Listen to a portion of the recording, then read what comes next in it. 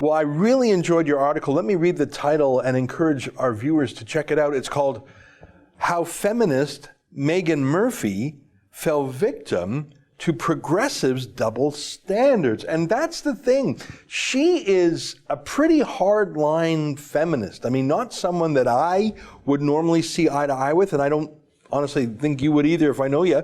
But the fact that she is now the one being shut up by radical trans activists, I tell you, this free speech thing is very interesting. It sure is, and I agree with you. Yes, I am totally on her side, but people like you and me would normally not be. We would be have very different views, and I think this is maybe the only thing I agree with her on, but I agree with her 500% on this one, and the fact that she is being marginalized and made to feel like an enemy of the people for holding a view that is pure common sense is really quite scandalous. Why don't you tell our viewers a little bit about her views? She's a feminist in the literal meaning of the word. She's for women, and she objects to the biological fiction that a man who gets his twig and berries removed and takes some hormones becomes a woman thereby. So she is what is called a TERF by the trans radicals, a trans exclusionary radical feminist. That's just a fancy way of saying a woman who believes that women are women and men aren't women, even if they say they're women. For that, she's been thrown in the dust pile of political incorrectness. Exactly. I'm told that, well, I've been told before that TERFs, the acronym TERF is considered derogatory, and what we're supposed to call people like Meghan Murphy are gender crits. So, okay, fair enough. She's a gender crit, and I'm a gender crit too. So what she's saying is that definitions are important, and you can't you can't take the word woman and say that it means a person with a vagina, also a person with a penis, if the person with a penis thinks that he is a woman or wants to be a woman or would like to live his life as a woman. If he has gender dysphoria, that's a real thing. He's a trans woman then in that case, and then it's she. Trans women are real. Most trans women live their lives in perfect harmony with everyone else. They are not political. They are not trying to edge out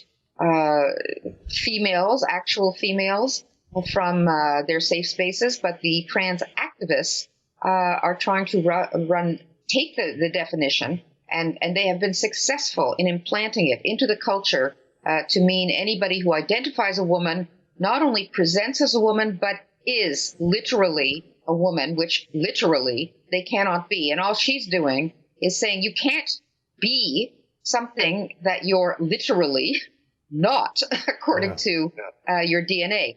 And the reason she's so adamant is because if the culture and if our elites and if our politicians and legislators say that is the case, that anybody who identifies as a woman is a woman, then there's consequences that flow from that, legal consequences and social consequences that flow from that.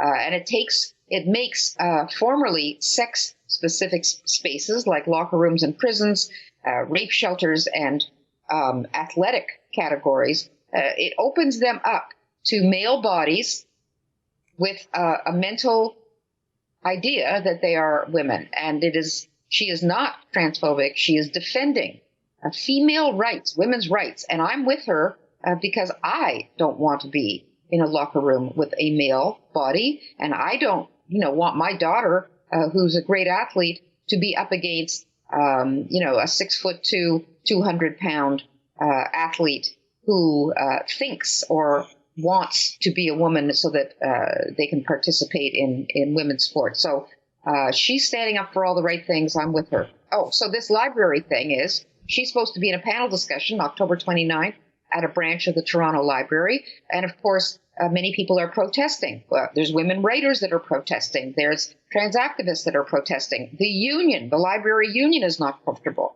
They're protesting. And Pride is protesting because they'll have to rethink their relationship with the library if this terrible woman is allowed to give her opinion on gender in this panel discussion. So that's the background of all the kerfuffle around Meghan Murphy this time. That's an excerpt from the Ezra Levant Show, which is a show I do every day. I do a monologue, interview an interesting guest, and then I read my hate mail. But you've got to subscribe to it, which you can do at premium.rebelnews.com.